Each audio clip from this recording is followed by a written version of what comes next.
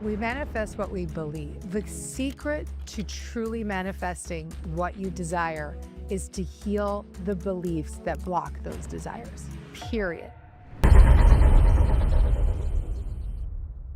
Patient, setting the intention, and not settling for something that you don't want. Yes. Those are huge I know. qualities of a super attractor, which of course you embody, but patience is probably the biggest one. Yeah. Because it's when we're when we're thirsty, or we're inserting ourselves, or we're controlling. It's just completely the opposite of allowing. Yes. Yeah. But I'm an impatient person by nature. So it's like, I want this thing now. I know. I want it yesterday, right? You're probably similar in a sense. So we have to 100%. teach ourselves how to allow the patience to come into our lives. I think that as impatient as I am, I'm also really in just tremendous faith. I think as like 20 years being a spiritual student, really my whole life, I feel like I've been a spiritual student. I have such a strong, ingrained knowing and trust in timing. You do. Is there ever a time you get really frustrated where you're like, the thing that I've been intending and wanting and desiring is not even coming close to fruition? Only the small things. Really? Like what? Like, often with work-related things, because much like you, and I think much like many entrepreneurs, we happen to just sort of see things further than maybe, or think about the process or see the big picture faster than somebody else might. And that doesn't mean that that's better or worse. Then you need the people that are like, wait, slow it down and let me figure out the plan, right? One can't exist without the other. But because I have such a visionary way of thinking, I can be so 5, 6, 7, 10 steps ahead that and then other people around me are kind of like, whoa, peel it back. That's when I'm like, wait, no, I want to move things faster. Yeah. And I think I have a sense of urgency around knowing that this is, I keep saying lately, it's go time. It's go time. Not just for the individual, but also I feel as a teacher, it's go time. I have to make sure that I am able to touch as many people as possible. Yes. It's a crucial time right now. It is. It always seems like it's a go time, but specifically this time, it feels like it's even more with what's happening in the world.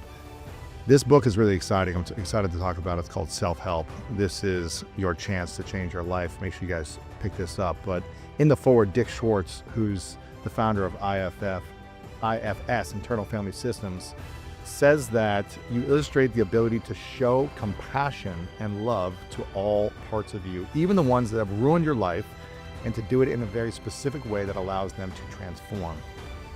How do we manifest something that we really want or desire in our life when there are parts of us that have completely traumatized and ruined our lives? Is there an ability to create the life we desire and want without healing or transforming traumas and pain that ruins us and cripples us still? We manifest what we believe.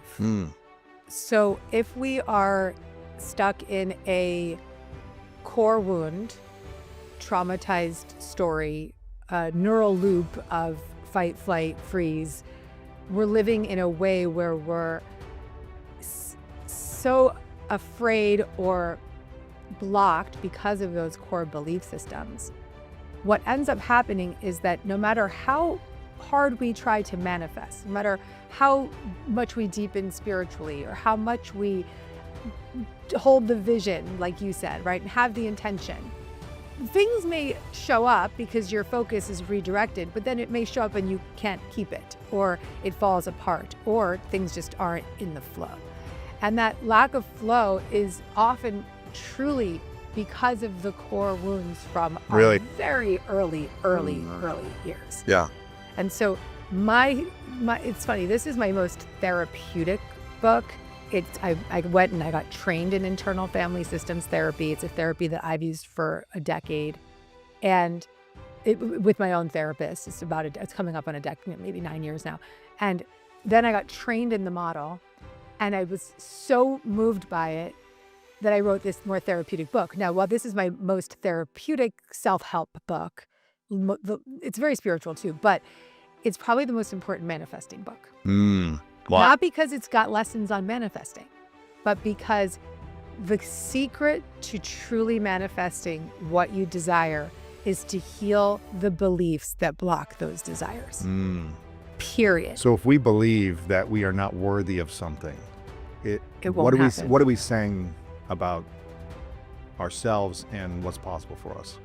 Well, most people, I think, are walking through life with beliefs of being unworthy, unlovable, inadequate, not good enough. Maybe they feel worthy in one area of their life, but they're completely blocked in another.